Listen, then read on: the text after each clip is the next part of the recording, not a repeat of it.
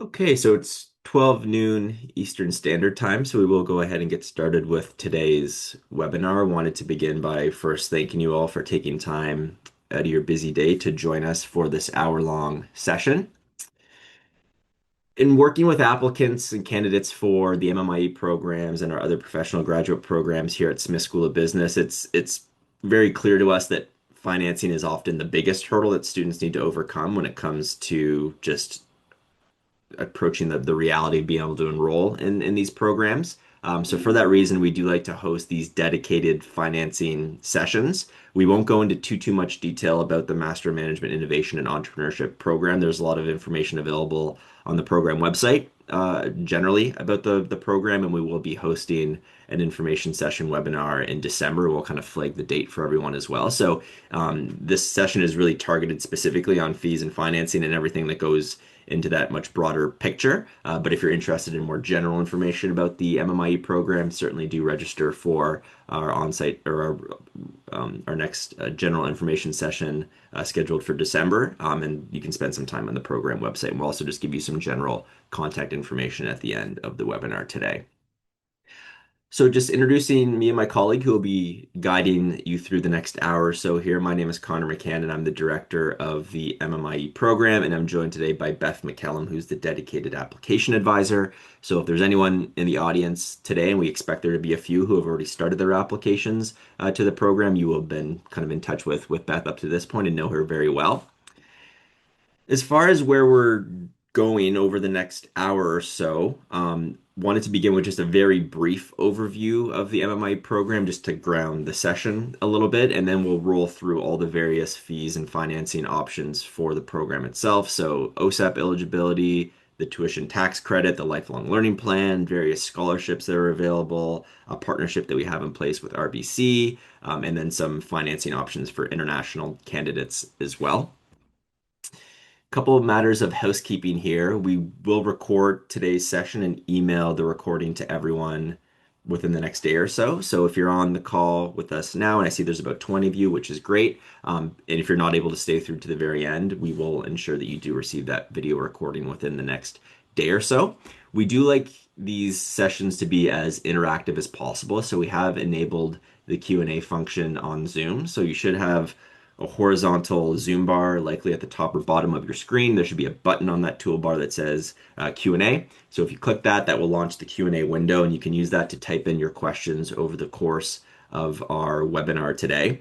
Please just type in your questions as you think of them. While I'm presenting, and I probably have the first 30 minutes worth of content here, Beth will be observing the chat, keeping an eye on it, and she'll be able to probably address 80% of questions that come up in that chat just directly by typing out the answers. Any questions that Beth or myself don't get to in a written format directly in that Q&A window by the end of the webinar, we will save for verbal responses at the end. So we'll be sure to save maybe 5 or 10 minutes at the end of today's webinar to work our way through that queue or any questions that might remain in the queue. But always best just to type in your questions while they're fresh in mind as you think of them. Okay, so delving in here, quick overview of the MMIE program. I'm sure at this stage, if you're starting to think about financing, the program is probably not news to you. You probably have at least a requisite understanding of the MMIE program. But at a high level, the MMIE is designed for individual students who want to launch, grow, or drive new ventures, whether that's in a startup entrepreneurial capacity, in a corporate innovation capacity, or in a social innovation capacity. We have students who kind of enter the program and are very successful with those three primary motivations.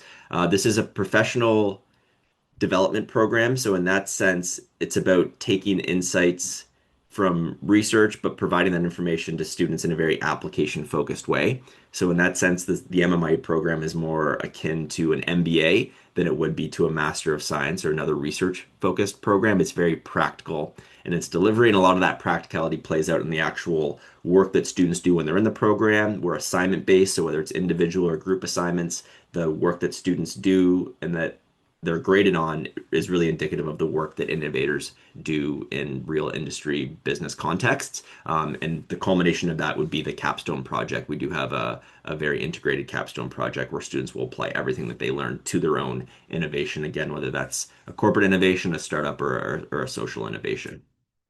So that's the program at a high level.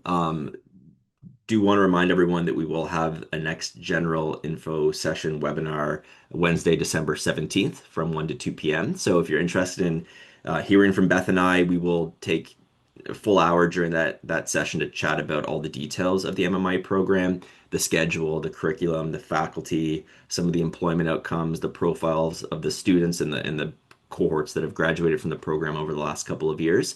So please do register for that webinar. It's free to do so. And just like today's info session, anyone who registers for the December 17th session will receive a video recording of it after the fact. So December is a busy month. I'm sure a lot of you are taking some time away from work, which is great. But if you do register for this session on the program website, you will receive the video recording that you can just watch according to your own schedule afterwards. So I just wanted to mention that. We also do always pull in an alum to support these general info session webinars. We haven't confirmed the alum for the December 17th session yet, but we bring in that alum and they kind of add color to the information that Beth and I provide generally about the program by speaking to their own experiences in the program, and also importantly how they've been able to leverage and apply the program in their career. So it's always really valuable having those alum come in to support the general info session webinars. Okay, so before we get into the fees and financing, kind of the meat of today's presentation, did want to start with a bit of a disclaimer. So everything that we're going to present today is really intended to just be an overview of the tools and programs that can be leveraged to help students finance their MMIE program. We, Beth and myself, anyone else who works for the Smith School of Business, anyone who you might interact with on our recruitment team, we're not in a position to provide individual financial advice. We don't have the credentials to do that. So if as a next step you want to explore any of these programs or financing options within the context of your own financial situation and your own candidacy for the MMI program, the best advice is always to reach out to a financial advisor or a professional chartered accountant just to kind of understand how these programs might be applied to your specific situation. A lot of the information that we're going to provide an overview with today would be detailed on various websites. So we're going to pull some information from the CRA, the Canadian kind of Revenue Agency, to talk about some of the various programs provided by the federal government. And there are lots of additional details available on the CRA website specifically. So again, this session is meant to be more of an overview, give details where we can, but there are next steps that you can take in the form of following up with a financial advisor, personal chartered accountant, or just spending more time on the various websites. And we will provide the sources for the websites as well over the course of the presentation. So starting with OSAP, this would be for students who are domestic and currently living and working in Ontario. So OSAP is an acronym for the Ontario Student Assistance Program. This is a financial program that assists students with their post-secondary costs at both the undergraduate and graduate level. And OSAP is a combination of funding provided by the provincial government here in Ontario as well as the Canadian federal government. So that federal and provincial funding are all wrapped up into OSAP. OSAP recently did update their online platform, so it's my understanding that the platform is a lot more user-friendly. It's easier for students to log on to OSAP now, to put in some parameters and start to get a sense for the funding that might be available to them specifically. It is needs-based, so it's not the OSAP funding is not a function of kind of how qualified you are for the MMIE program, but really more an assessment of your financial need. So you will have to provide some tax information to kind of finalize the OSAP funding that you will receive. But again, their website has been updated recently, and there are some good tools to maybe get some estimates for this financial support that could be provided to you through OSAP. OSAP can come in the form of low or no interest loans or grants, and sometimes a combination of grants and low or no interest loans. So again, it is very personal and kind of specific to the individual who is looking into this type of financing. OSAP would only apply to residents of Ontario, but because the MMIE program does qualify for OSAP, that also means that it does qualify for provincial funding bodies across the country. So every province does have its own form of OSAP. The acronyms and the terms and the conditions are a little bit different. But whether you're living in, Quebec, Ontario, Western Canada, the Maritimes, your province will have some form of provincial tuition support, and the MMI program would qualify for that because of the fact that we do qualify for OSAP here in Ontario. As far as the requirements for OSAP, you need to be Canadian citizen or a permanent resident or a protected person. You need to currently be living and working in Ontario specifically, and enrolled in a post-secondary program that is considered to be full-time. This is probably a point worth taking a pause on. So while the MMIE program, and many of you will be aware of this, in its delivery, it's really a professional part-time program. When we don't have one of the on-site sessions, or when we're not currently delivering content as part of those on-site sessions, the program reverts to a virtual part-time delivery model. So while the delivery reality of the MMIE is that in many instances over the year-long delivery, it is a virtual part-time program, the entire program is considered a full-time program for the purposes of international students applying for study permits and also for the purpose of any student applying for various forms of financing. So do keep that in mind that the MMIE program is categorized as a full-time professional graduate program, even though its delivery is more hybrid, a combination of intensive on-person on-site sessions and virtual part-time content delivery. So moving on to the Canadian tuition tax credit, this would be another program specifically for Canadian domestic students or those with residency status. So this is effectively an income tax reimbursement where any portion of the MMI tuition fee that Canadians pay out of pocket will be reimbursed through an income tax credit for the following tax year. So obviously to qualify for this, you need to be domestic. You also need to be working and earning an income in order to kind of receive that reimbursement on your income for the following year. 16 years or older, and you must have be enrolled in a post-educational program like the MMIE. So that's kind of some of the parameters as far as the eligibility go. I did pull information directly from the CRA website, the Canadian Revenue Agency website, and I did put a bit of a map here at the top as to where you can go to get more information about the Canadian tax credit specifically. And we will be sharing the deck as well as the recording from the session afterwards, so you can spend more time with these slides and pull the sources after the fact. As far as terms and limitations for the Canadian tax credit, this slide really just details the portion of the tuition fee that is eligible for the tuition tax credit.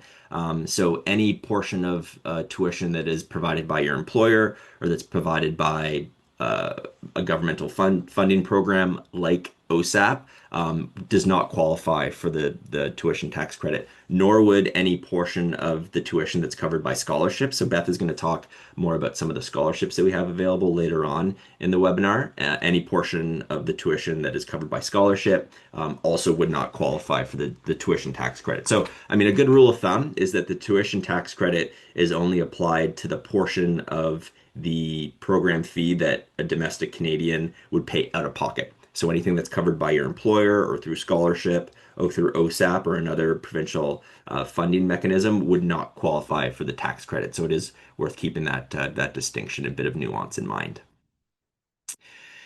The amount that a student will receive reimbursed in the following year's income tax reimbursement again is always just a function of their individual financial standing. So it is kind of determined by CRA. A general rule of thumb, and we pulled this from the National Bank, is that the tuition tax credit generally applies to about 15% of the portion of the program fee that you pay out of pocket will be provided or reimbursed as part of the next year's tax calculation.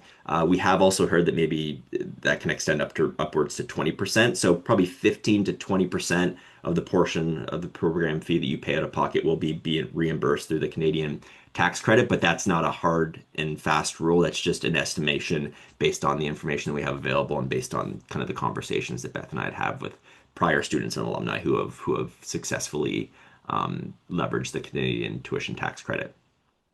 When it comes to documentation, once students are enrolled or when tax season rolls around and it's time for students to kind of submit their taxes, the business school and specifically our business office here at Smith can provide all the documentation that a student might require in order to qualify and kind of get all their ducks in a row for the Canadian tuition tax credit. So just wanted to mention that we do have support as far as the documentation that's required that we can provide internally.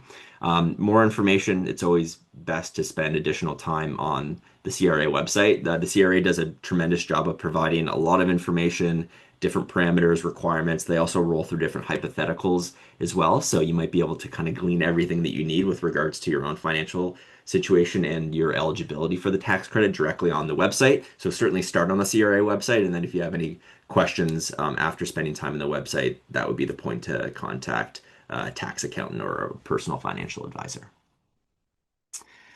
Okay, the next government program that I want to speak to is the Lifelong Learning Plan, or the LLP. So this would be another funding mechanism specific for domestic Canadian students or candidates for the MMIE program. Again, I put the mapping to the CRA website where you can learn more about the LLP.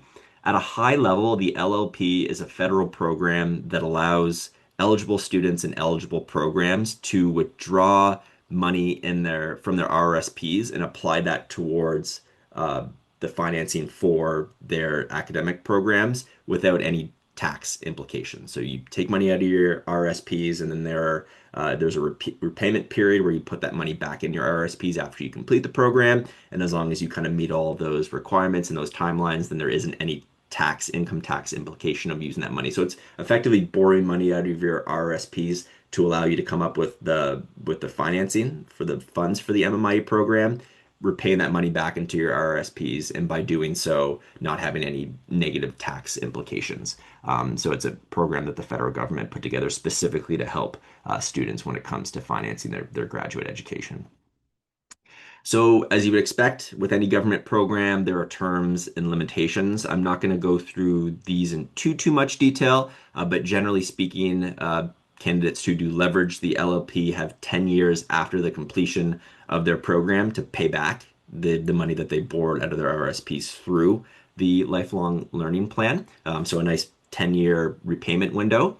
The LLP, there's a maximum of $10,000 per calendar year that can be drawn out of RSPs through the Lifelong Learning Plan program.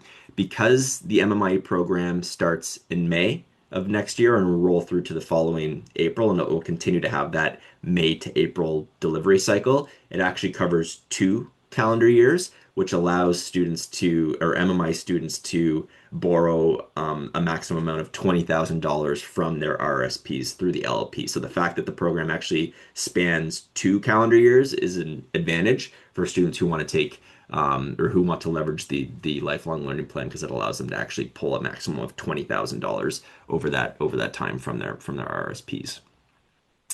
More information here about the repayment terms for the LLP. Again, encourage everyone to spend time on the website, the CRA website. I have done some work on the website. Again, there's a lot of great information, hypotheticals, breakdowns, timelines on the Canadian Revenue Agency website. So that's kind of the next stop if you are interested in learning more about the tuition tax credit or the lifelong learning plan, which are both federal programs. And at this point, I'll pass it over to Beth to chat about scholarship. Excellent. Thanks, Connor. And thanks everyone for joining us today. Scholarships and bursaries are something we get many questions about. So there are some that are more specific to the MMIE program itself. So that would be the Dean's Entrance Scholarship. Those are awarded based on merit, considering the overall strength of an applicant's candidacy. That would take into consideration kind of your undergraduate academic performance, your work experience, and just kind of the overall quality of your application with our team. So 2,500 is typically the amount that we give out for those scholarships. We do also have scholarships that are through the Smith School of Business for Black and Indigenous students. So each of our professional graduate programs has their own kind of category of these. So it would be for one student in the program for the Black Scholarship and one student for the Indigenous Scholarship, and those are $10,000 each. There is a separate application process for that. So that is typically in March each year when we would be doing that review. So that's something to keep in mind. If you would qualify and self-identify for either of those, it's a considerable amount of the tuition fee if you wanted to submit an application for that. And we're always happy to, give a little bit more context to that and how that submission works once a candidate's started the application process. In terms of Queen's grants and bursaries, so those are distributed through the registrar's office. They're separately allocated from what we're able to kind of make decisions on within the Smith School of Business. So for those, it's hard for us to kind of note what you may qualify for specifically. There is a link there to their website. So we always encourage you to explore it, take a look and see what you may qualify for. Those are typically needs-based as well. And I believe some are kind of tied into OSAP funding as well. So there's a little bit more information to dig through there. Typically each year we do have one scholarship that is the Catherine Bell, and that is specifically for MMIE students, and that would be found on that page as well. Excellent. Our next thing we wanted to bring up was the Smith RBC partnership. So for candidates in our programs, often a line of credit is something that they'll leverage to finance their studies. So it's a quite common thing that we see. For that reason, we do have a partnership with RBC. They're familiar with our programs and kind of understand the value that our candidates get out of the programs and hopefully bring to their work environment and roles after graduating. So they're able to offer student loans, lines of credit, and home equity loans that are specific for, a student as a line of credit. I believe we have contacts on the next slide there. Yeah, so we have two contacts that you can reach out to. So Suzanne and Afshin. So their information is on the slide there. Of course, if you have another bank that you prefer to leverage, we'd encourage that as well. Really having those conversations, looking into what the interest rate is, just kind of doing a little bit of research with your either RBC or your own kind of personal bank to have that conversation and see what they're able to offer you and if that financing plan makes sense for your personal situation. Excellent. This is a new program that we've recently partnered with. So it is the Windmill Micro Lending. So this one is a little bit more niche than some others. So there are some terms to kind of review with this to see if you would qualify. My understanding is that it is for a permanent resident, a refugee, or a Canadian citizen that has previously been educated in another country, and they're looking to kind of bring that skill set to Canada. And often we hear that it can be challenging to essentially establish the same level of career that you may currently have. So this program is essentially set up to provide a low interest loan to help kind of level up your education to then advance into roles that are kind of at that similar skill set to what you may have previously studied back home. Excellent. Thanks for that, Beth. So before we roll into Q&A here, I just again wanted to flag the next general info session webinar for MMIE, which will be delivered from 1 to 2 p.m. Eastern Standard Time, Wednesday, December 17th. So if you're interested in hopping on that call, hearing from an alum, learning more about the various aspects of the MMIE program, please do register for that webinar. It's free to do so, and you can register for it directly on the MMIE program website. Something else that I wanted to mention with regards to the tuition fees for the program. So if you're on the fees and financing page on the MMIE website, and if anyone on the call hasn't spent time on that page, I would encourage you to take a look. A lot of details about the programs that we discussed today and some additional information are available on that web page. That web page will also give a payment schedule for the tuition. So generally speaking, with the MMIE program, we ask for a $5,000 deposit payment along with an offer of admission. So a candidate who has completed an application process and has secured an offer of admission, in order to formally accept that offer of admission and enroll in the program, they would sign back an acceptance letter that's provided for their signature digitally and pay the $5,000 deposit payment. After that, the balance of the tuition fee would be paid across 3 installments. So I don't know them off the top of my head, but the three installment dates are available on that schedule on the fees and financing page of the MMIE website. There is also a payment plan, or the PPL as we refer to it by, which allows enrolled MMIE students to take their outstanding program fees, so the tuition fee minus the $5,000 deposit that they pay, and have that remaining balance paid over 12 monthly installments. So instead of coming up with three large installments over the duration of the program, the payment plan would allow students to have 12 relatively smaller equal installments over the year-long delivery of the program. Anyone who's enrolled in the program can register for the payment plan, and they just do so directly through Solid, which is our student management system. And it does require students to have a Canadian bank account, as the PPL would be attached directly to your bank. So you just have that, those 12 installments would come directly out of your banking account on a monthly basis. So some students just find that a little bit easier to manage and account and finance for. So I wanted to mention the payment plan because we didn't have a slide on it. So as far as keeping the conversation going, we do have Beth's email address on the slide here. So if you want to reach out to her with regards to any of the kind of fees and financing options that we discussed today, or just to explore your own candidacy for the MMI program, please don't hesitate to reach out to Beth. We also have a QR code on the slide here that will bring you to the virtual consultation. So if maybe you're at the stage where you're not sure if you'd be the right applicant for the MMIE program, or you might want to discuss or explore other programs within our professional graduate portfolio, scan the QR code, you just provide your name and email address, and a member of our recruitment team will follow up to schedule a more general recruitment conversation. So lots of ways to get involved and continue the discussion with us.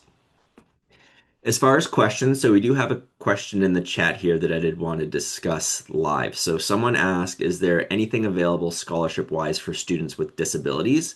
There aren't any disability-specific scholarships provided through the Smith School of Business, but that's not to say that there wouldn't be scholarships available for students with disabilities provided through Central Queen's University. So certainly do look into the registrar website that Beth mentioned that we linked earlier on in the presentation. There might be some disability specific scholarships, funding options available through Central Queen's University. I would also encourage you to take a broader survey of external scholarships. So whether that's through municipal, provincial, federal government, I would assume that there are some scholarships available through the government for students with disabilities. So encourage you to take a look outside of Queens for different financing options there as well. But thank you for the question. I don't see any other questions in the chat here. So maybe I'll give everyone another moment or so to type those questions in, those last minute questions if you do have them.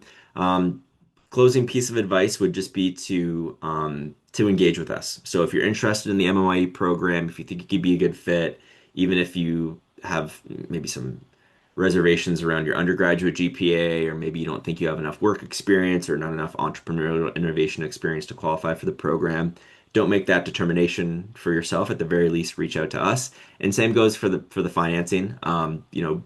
As much as Beth and I aren't financial advisors and we can't give personalized advice, we do give personalized support, so we can connect candidates or students with the right people. Like any support that we can provide through the university, Beth and I have all those contacts. We can provide external contacts like those for RBC as well. So reach out to us if we can help you directly. We'll do our very best to put you in touch with the right person to help you explore kind of the various fees and financing options. Something else that we didn't discuss. And it's not always relevant for the MMI program because we do recruit, as you would expect, a lot of entrepreneurs into the program. But we do have people who enter the program on the corporate innovation side, and they might work for an organization that is in a position to provide some financial support. So there is precedent for MMI students to secure financial support from their employers to help them with the tuition fee for the program. So if you work for an organization that has like a formal support for higher education program in place, definitely do explore that. If your employer doesn't have a program, reach out to Beth and I. We're always happy to put together some sort of formal documentation, normally in the form of a letter that would just outline some of the value of the program from an organizational perspective. As we mentioned, because the program's delivery, those who work for organizations here in Canada can continue to work for those organizations while they're in the program. And in many cases, they're applying a lot of what they're learning from the program to their organization in real time. So there is a tangible value capture from the organizational perspective that might help create a case for corporate support. So Beth and I, as I mentioned, will be happy to put those details into a letter if you do think that you might be in a position to secure some corporate support from your organization. So I just wanted to mention that as well. So we have a few questions flowing in here. So I'm just gonna kind of read through them. Yeah, I can take the question from Fred in the chat. Thanks, Beth. So he's wondering for the deposit payment, if there's a way to have scholarship cover that payment or financial assistance. So unfortunately, any scholarship that is issued in terms of Dean's Entrance or our Black and Indigenous scholarships, they can't be applied to the deposit payment specifically. So they are kind of applied to the program fees themselves. That deposit payment is something that our candidates do essentially have to come up with the financing on their own, and we recognize it as a significant investment.